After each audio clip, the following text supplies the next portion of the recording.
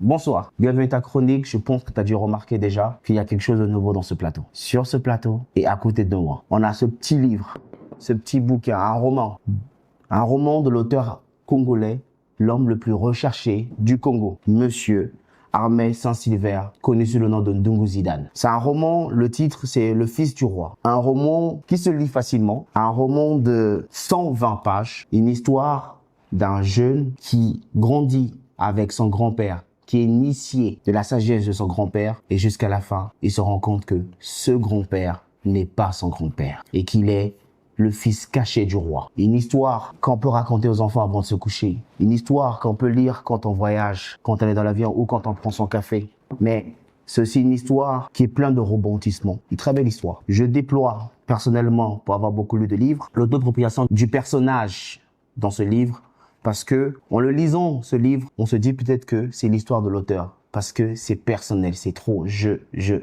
Et que le personnage dans ce livre, qu'on ne donne même pas le nom.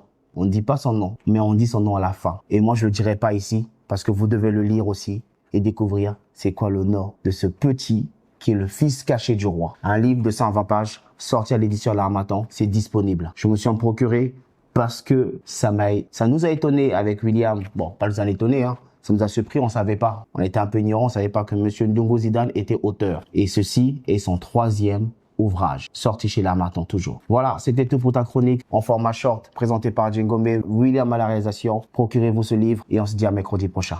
Peace.